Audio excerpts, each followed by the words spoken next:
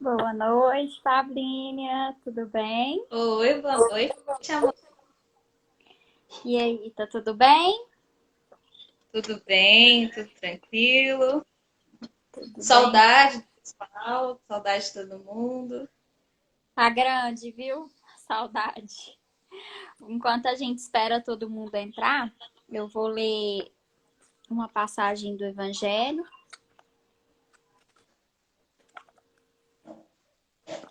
O homem no mundo. Um sentimento de piedade deve sempre animar o coração dos que se reúnem sob as vistas do Senhor e imploram a assistência dos bons espíritos. Purificai, pois, os vossos corações. Não consintais que neles demore qualquer pensamento mundano ou fútil. Elevai o vosso espírito em vós as necessárias disposições, para que possam lançar em profusão a semente que é preciso germinar em vossas almas e rendendo frutos de caridade e justiça. Não julgueis, todavia, que, exortando-vos incessantemente à prece e à evocação mental, pretendamos vivais uma vida mística, que vos conserve fora das leis da sociedade, onde estáis condenada a viver. Não, vivei com os homens da vossa época, como devem viver os homens. Sacrificai as necessidades, mesmo as frivolidades do dia, mas sacrificai com um sentimento de pureza, que as possa santificar. Sois chamados a estar em contato com espíritos de naturezas diferentes, de caráteres opostos. Não choqueis a nenhum daqueles com quem estiverdes. Sede joviais, sede ditosos, mas seja a vossa jovialidade a quem provém de uma consciência limpa. Seja a vossa ventura do herdeiro do céu, que conta os dias que faltam para entrar na posse da sua herança. Não consiste a virtude em assumir de severo e lúgubre aspecto, em repelides os prazeres que as vossas condições humanas vos permitem. Basta reporteis todos os atos da vossa vida ao Criador que vô-la deu. Basta que quando começardes ou acabardes uma obra, eleveis o pensamento a esse Criador. E lhe peçais, no arrobo da alma, ou a sua proteção para que obtenhas êxito, ou a sua bênção para ela, se a concluístes. Em tudo o que fizerdes, remontai à fonte de todas as coisas, para que nenhuma de vossas ações deixe de ser purificada e santificada pela lembrança de Deus. Então, nesse instante, nós convidamos todos os amigos que estão aqui conosco para elevar os nossos corações, as nossas almas, as nossas mentes ao Mestre Criador. Pai, que sois todo poder e bondade, neste instante, te pedimos permissão para iniciar mais uma atividade em teu nome. Que possamos aprender um pouco mais do teu evangelho, dos teus ensinamentos, para colocarmos em prática nossa existência. Agradecidos pela oportunidade, pedimos permissão para iniciar, que assim seja.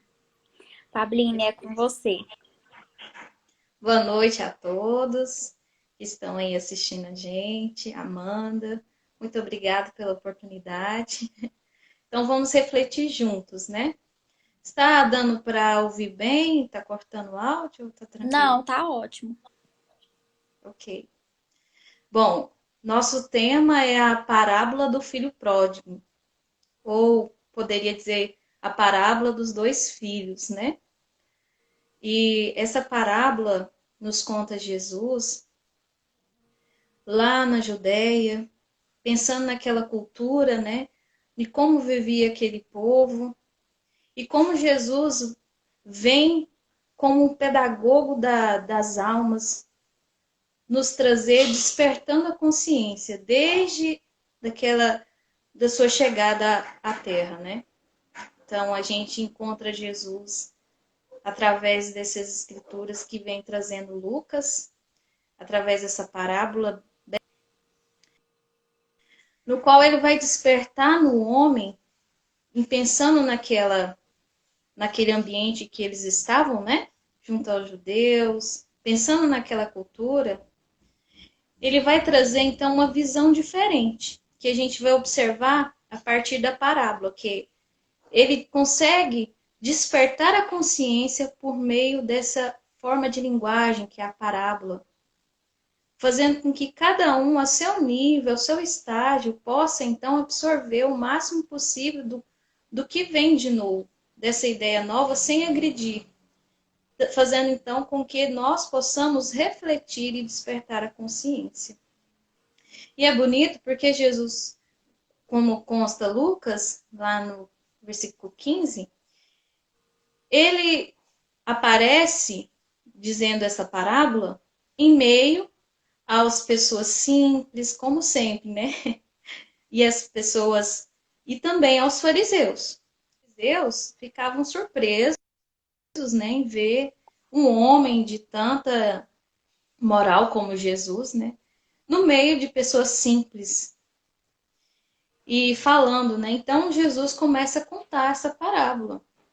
E olha, e observamos bem o detalhe dessa parábola, porque a gente vai identificar dois comportamentos culturais e humanos que ele vai vindo trazendo para que possamos refletir bastante a quebra do que se antes acreditava, de preconceitos. Então ele fala assim: Jesus continuou. Um homem tinha 2 filhos, e agora Jesus está falando para um ancião, né? Que esse homem vai representar Deus, é a representação de Deus, né? Então esse homem tinha 2 filhos. O mais novo disse ao seu pai: quero a minha parte da herança. Assim ele repartiu sua propriedade entre eles. E o interessante que a gente pode ver com os estudos feitos sobre essa cultura, e também Haroldo traz muito bem nessa explanação dessa parábola, que nessas comunidades eles tinham uma relação muito próxima. Então era uma relação assim muito muito familiar entre esse grupo. Então um pai de família era um respeito muito grande. Então chegar o pai e pedir uma parte da herança significava então quebrar o elo, né? Então ali está quebrando o elo entre aquela comunidade. Então o filho mais novo ele faz isso. Eu quero a parte da herança. E como coloca a parábola, o filho pródigo, né? Pródigo quer dizer o filho esbanjador. Mas vamos atentar para cada detalhe dessa parábola. Assim ele repartiu sua propriedade entre eles. Outra coisa muito interessante, que o pai, ele não fala, como assim?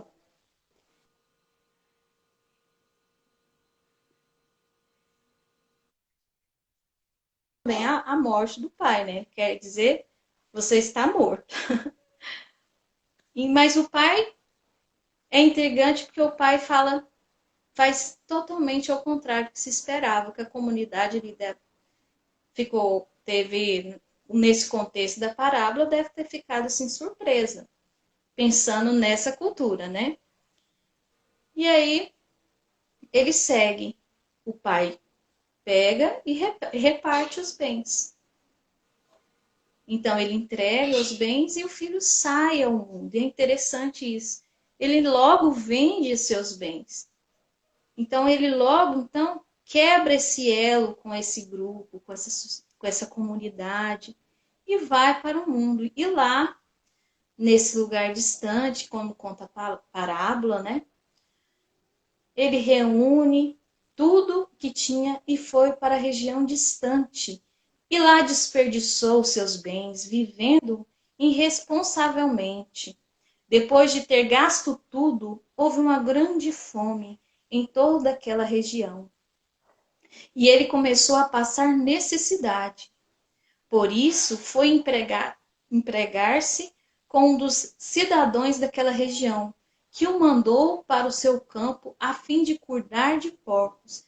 Outro detalhe, ele sai daquele grupo, vai para um lugar distante e com irresponsabilidade, sem pensar nos seus atos, ele começa então a esbanjar. E esbanjando, ele começa então a passar necessidade. E aí ele é empregado como cuidador de porcos, que nessa cultura era uma das mais humilhantes, do mais humilhante trabalho, né? Então, ou seja, nesse momento, o filho está completamente no chão, vamos dizer assim. Ou como diria o ditado, no fundo do poço. Então, Jesus continua contando, né? Que então esse filho, ele vai cuidar de porcos e ele passa fome porque ele começa a comer da comida dos porcos. Não come nem da comida dos patrões, é dos porcos. E nesse momento em que ele está bastante, então, naquela fome, ele acho bonito o que ele coloca aqui. Caindo em si, ele começa a lembrar do seu pai. Olha bem essa palavrinha, caindo em si. Quer dizer, naquele momento, a consciência dele começa a despertar. Então, ele começa a fazer uma reflexão de como ele vivia, como era a casa do pai, que até os empregados de seu pai tinham comida de sobra.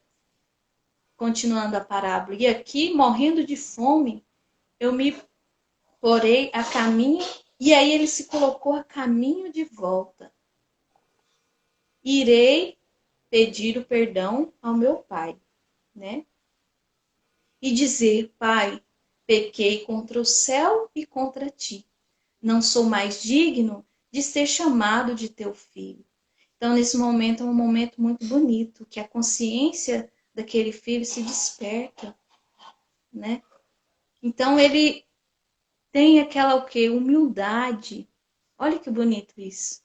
Ele vê que ele não é ele por eles sozinho, mas ele precisa do pai.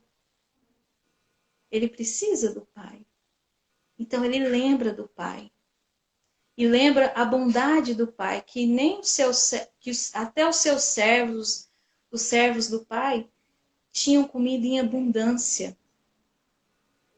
E então ele fala, ele reconhece e ele se então humilha diante de si mesmo, diante do Pai.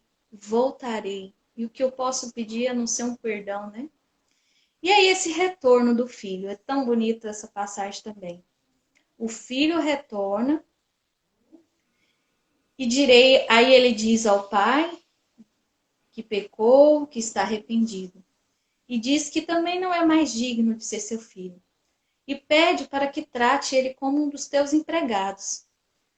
E levantou-se e foi para seu pai. Estando ainda longe de seu pai, olha que ele estou. O pai o viu chegando de longe. E naquela comunidade, um ancião, ele é reconhecido só pelo seu caminhar. Que ele caminha em passos lentos, majestosamente, né? Mas nesse momento, quando o pai vê o filho ao longe, que nem acaba de chegar, ele corre para seu filho e o abraça e o beija. O filho lhe diz, pai, pequei contra o céu e contra ti, não sou mais digno de ser chamado de teu filho. Então, nesse momento, o pai enche ele de beijos e abraço. Esse beijo, esse abraço, perante aquele público que estava lá assistindo, aquela cena toda, pensando naquela cultura, né? Seria como um ato de, filho, eu o perdoo. Antes mesmo que ele dissesse algo, o pai já o abraçava. E depois nós temos o outro filho. Então o pai matar um boi, né? Matar cabrito, porque ele estava recebendo seu filho que estava perdido e agora voltara. E o filho mais velho, que nessa cultura, quando há uma desavença entre um ancião, um pai de família, um filho, qualquer desavença que seja, é de ter alguém da família próximo para amenizar, fazer uma intermediação, que deveria ser o dever do filho mais velho.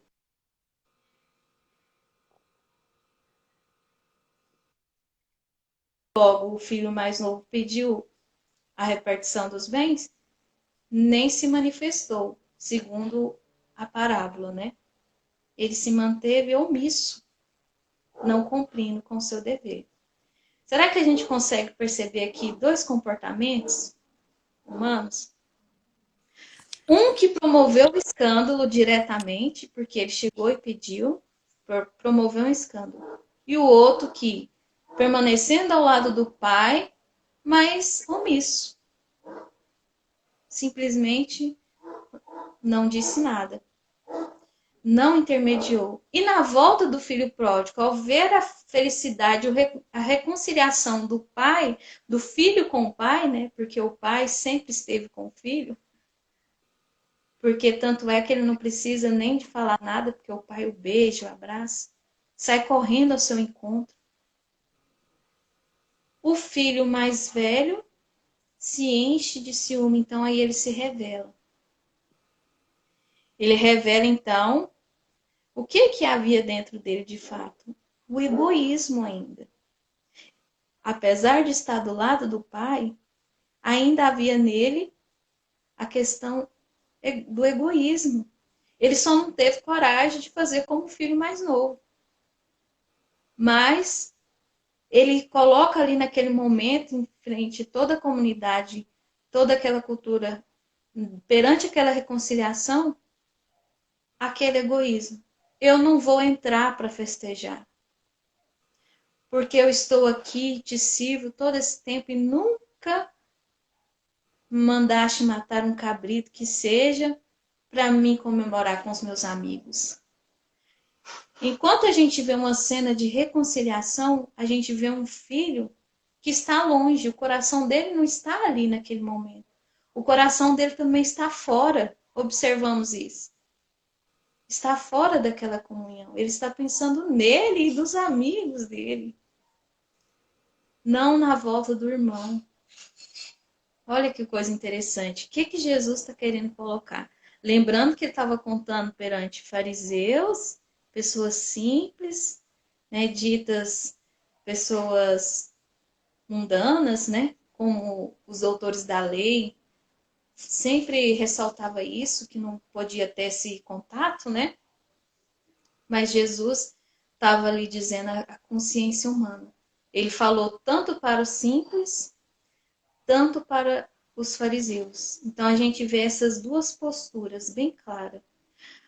A do filho enciumado, e que na hora da reconciliação, da volta do filho próprio, se mostra egoísta, né?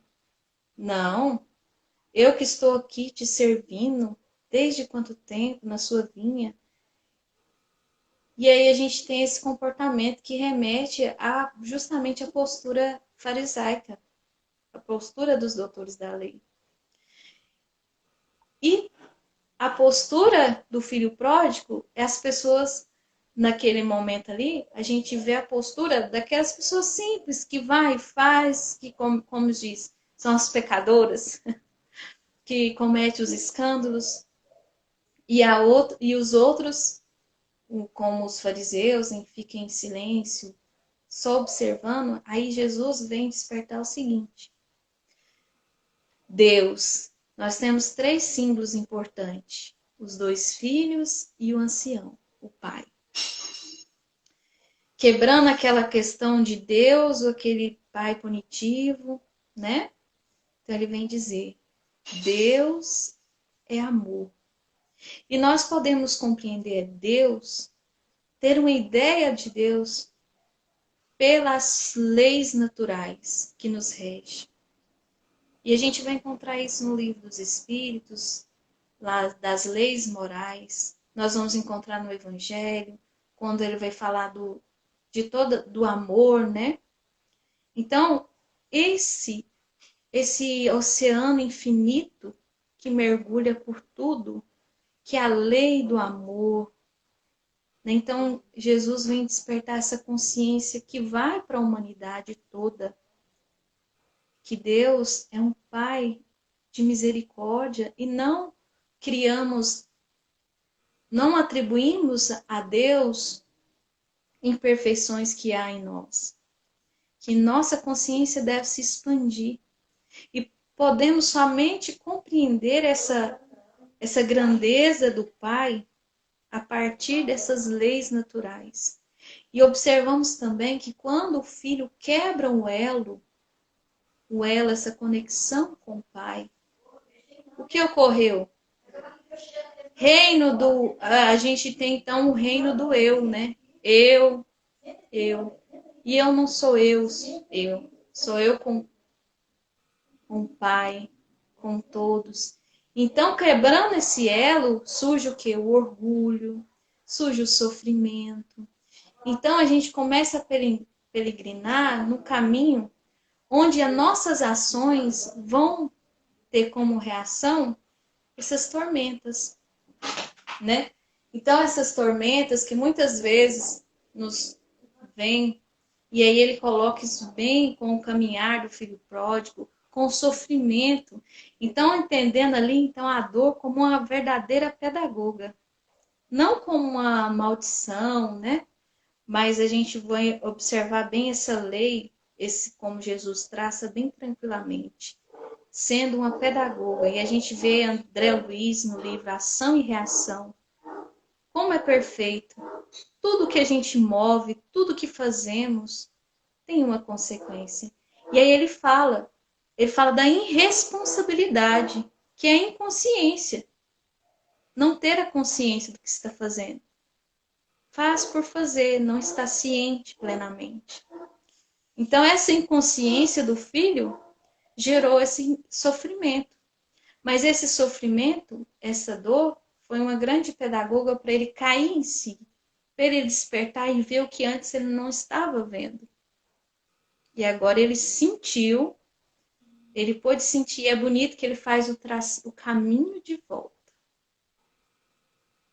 Agora vamos transportar isso para nossas vidas. Será que isso implica no nosso momento? Será que isso implica com nós, com todos nós que está aí assistindo? Será que tem alguma coisa a ver? Tem tudo a ver, né? Tudo a ver, porque essas parábolas, elas são atemporais.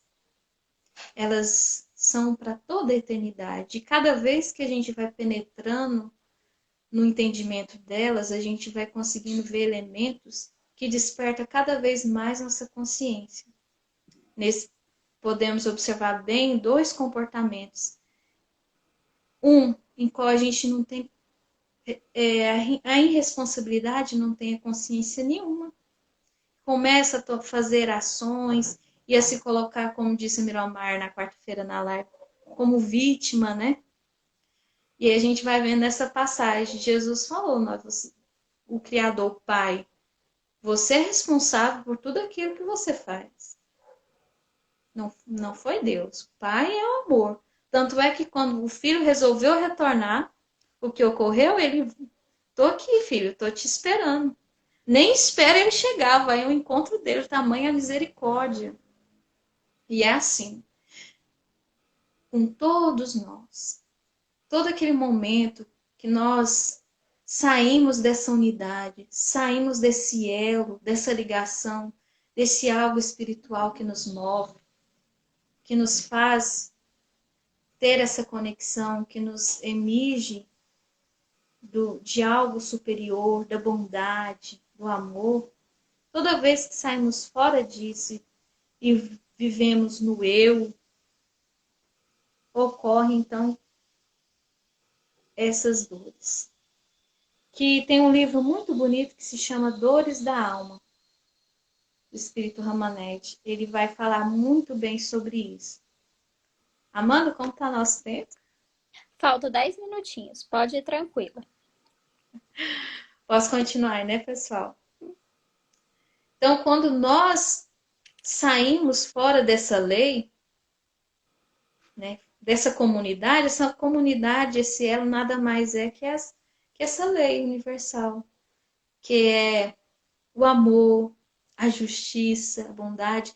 E aí você colocou muito bem no Evangelho essa leitura, né, que foi uma leitura muito bem colocada hoje, que é o homem no mundo. Como que somos nós no mundo? Será que nós no mundo, como que nós nos reconhecemos? Qual é a consciência que temos de nós mesmos, né? Como que a gente pode se comparar a esses dois filhos? Porque a hora a gente está tendo o comportamento do filho pródigo, a hora a gente está tendo o comportamento do outro filho mais velho, né? Que fica com os braços cruzados, julgando. Então, Jesus também coloca com isso, mostrando aos fariseus que não basta ter aparência de bom, não basta estar ali. A aparência de bom. Deve-se realmente buscar a identificação com o Pai e realmente nos tornar filhos, ser chamados de filho, né? Filho do Pai. Se nós vemos no livro dos Espíritos, quando a primeira pergunta, né, o que é Deus? É a inteligência suprema, causa primeira de todas as coisas. Aí vem falando dos atributos de Deus, da bondade de Deus, da justiça de Deus. Então, nós aqui no mundo, nós somos como esse filho que veio peregrinar fazendo um caminho de volta. Estamos aqui reencarnados justamente isso, voltando à nossa casa a cada passo, porque necessitamos de identificar com essa bondade divina que está em nós. Necessitamos de reatar este elo que por nós mesmos desfizemos. Quando tomamos consciência de nós, né? Eu sou um indivíduo, eu tenho livre-arbítrio, aí nós escolhemos por nós mesmos, muitas vezes, trilhar o caminho do filho pródigo, né? Então, essa parábola, ela traz ensinamentos valiosíssimos que desperta todos nós para a questão da nossa, como que anda a nossa identificação com Deus, com o Pai, como que anda as nossas relações com o próximo, como que podemos agir de forma realmente bondosa, nos pequenos gestos, sem necessitar de ter muitas coisas. Porque quando nós nos colocamos a nossa vontade para a mudança e para o bem, algo incrível acontece. Quando a gente pede paciência, algo incrível acontece. Aí nós somos cada vez mais testados, né? Cada vez mais. Então, quando a gente começa a buscar essas virtudes do coração e a realmente esmiuçar lá dentro, tirando tudo, não tendo só apenas a aparência, nós vamos encontrando muitas coisas que devem ser reeducadas, como eu gosto da série psicológica de Joana de Ângeles, porque ela fala bem disso. Aqueles defeitinhos que nós encontramos em nós, eles têm que ser então reeducados. Não adianta bater de frente. Precisamos reeducar e reforçar então as virtudes. E principalmente lembrar desse aqui, ó, do filho pródigo que fala: eu pequei. Então, caindo em si e sendo humilde, que é a base de todas as virtudes. A humildade, né? Que à medida que vamos, então, expandindo nosso padrão de pensamento, aí nós vamos mudando as atitudes.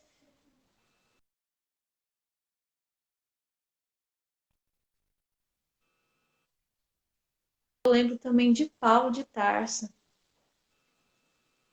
quando ele fala fazer a caminhada de volta. Paulo de Tarso vivia perseguindo os cristãos, né? O que ele fez no deserto? Porque o deserto, ele tem um simbolismo muito grande. No deserto de sua alma, ele encontrou a luz. Foi Jesus. Então, vendo essa luz, ele ficou cego. Então, nesse momento, Paulo caiu em si. E ele começou a fazer o caminho de volta. E esse caminho de volta não é fácil. Muitas vezes não é fácil. Por quê? Porque como movemos muita coisa, nós vamos então ser responsável por tudo aquilo. E não é só com algo, não é só com fulano, com ciclano, mas também nós somos responsáveis por toda a comunidade. E é interessante isso, porque o filho pródigo, quando ele volta, não é só com o pai que ele vai se ter, mas ele vai se ter com todo aquele ambiente. E assim somos nós, na onde vivemos, na sociedade. O que movemos, nós estamos fazendo, as ações que promovemos como respostas, reações, elas são diversas. E hoje, mais ainda, se observarmos, cada coisa que fazemos é imediata à volta. Não sei se vocês já observaram isso, mas cada ação que fazemos parece que já é de imediata resposta. Por isso é importante, meus irmãos, meus amigos queridos, e eu busco muito isso também, a refletir, né? Quando eu falo primeiramente a mim mesma. Essa identificação reta com Deus. E para essa identificação reta com Deus é preciso estar claro o que é humildade, o que é esse amor, o que é a justiça, o que é a bondade. Porque também se eu tiver uma concepção muito pequena desses valores, eu pouco consigo expandir isso. Mas se eu, cada vez que eu me aprofundo no entendimento disso, não somente pelos conceitos, pela parte intelectual, mas principalmente porque pela parte intelectual, pelo pensamento e pela ação e o movimento que eu vou estar fazendo. Então, no dia a dia, perante a família, na sociedade. E a doutrina espírita, ela nos presenteia muito com isso, porque o livro dos Espíritos o Evangelho também vem nos dizendo que a segunda letra do alfabeto divino, para complementar o amor, a justiça, essa misericórdia do Pai e a reencarnação. Olha que coisa bonita. Não conseguiríamos fazer o caminho de volta para subir das escalas, porque no livro dos Espíritos tem lá, né? Ele classifica os graus de níveis espirituais que nós nos encontramos. Então, o primeiro nível, né? Que é Cristo, os espíritos superiores.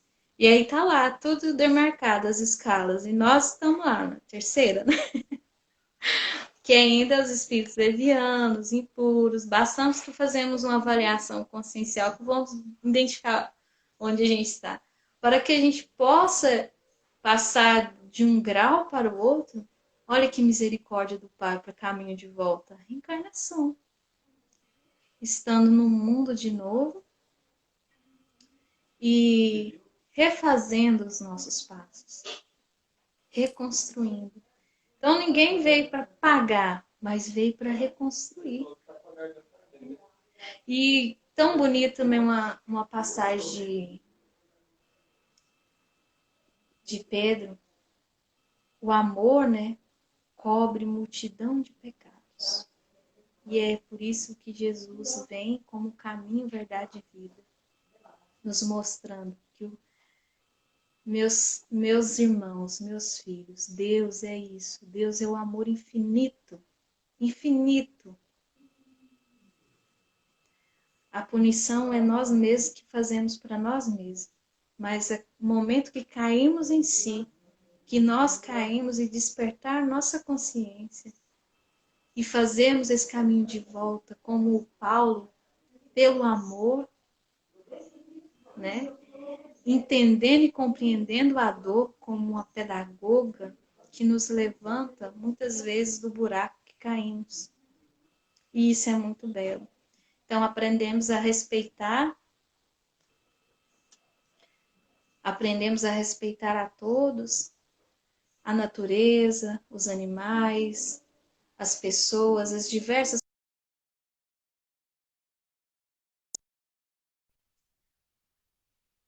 que entram num padrão mais elevado de não preconceitos, e isso faz-nos felizes, muito felizes. Porque se formos refletir, muitas vezes a gente sintoniza com pensamentos inferiores porque ainda carregamos isso, e aí a gente acaba caindo em ondas tão negativas. Mas quando temos consciência de quem somos e buscamos então a refletir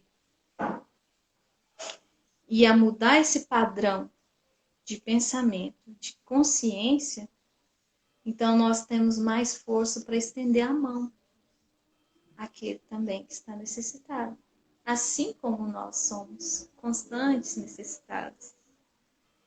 E aí, Amanda, nós temos Temos um minutinho. um minutinho?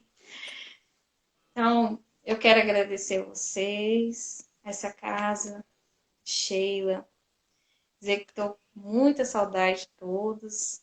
Foi um prazer estar aqui com vocês, para refletirmos juntos dessa importância de buscarmos essa renovação, essa identificação com o Pai, a refletirmos, principalmente agora que estamos em coletivo, assim, por todo mundo, né, por toda parte.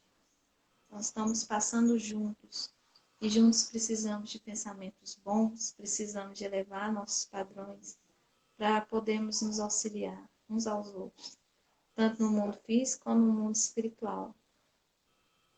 Muito obrigada. Com certeza, nós agradecemos muito, Pablinha, as palavras, como sempre, né, nos faz refletir. E refletir isso, que nós somos espíritos em evolução, né? Nós estamos aqui em construção, então são nos pequenos gestos, né? Nas pequenas atitudes, nos pequenos pensamentos que nós vamos evoluindo e que nós vamos crescendo, né? Nessa tarefa que nos foi dada, que é a tarefa de evoluir, né? Então, nós já sabemos os pontos em que nós precisamos melhorar, nossa consciência já apita aí para nós, né? Agradecer todo mundo que esteve aqui conosco e nesse instante convidar a todos para elevar os pensamentos ao alto, ao Mestre, rogar amparo ao nosso planeta Terra, amparo aos nossos citados, né? Para a fluidificação das águas também. Mestre, Pai de amor e infinita bondade, nos colocamos diante de Ti neste instante para agradecer. Agradecer o dom da vida, agradecer o alimento, agradecer a oportunidade de estudar Sua doutrina, de estudar aquilo que nos foi colocado. Agradecer, Senhor, a oportunidade que temos de acertar os nossos débitos. Pai amado, agradecidos por este momento, lhe rogamos o amparo e a proteção dos espíritos de luz, para todos aqueles que colocaram a água para fluidificar, para todos aqueles que se encontram nos hospitais, para todos os nossos irmãos desencarnados, necessitados em nossos lares e no planeta Terra. Pai, com um imenso sentimento de gratidão, te pedimos permissão para encerrar mais uma atividade na noite de hoje. Que assim seja. Esperamos todo mundo, né? Na semana que vem. Agradecemos a todos mais uma vez pela presença, pela companhia. Pablinha, muito obrigada pela disponibilidade. Obrigada, Amanda. Um beijo grande para todo mundo. Outro.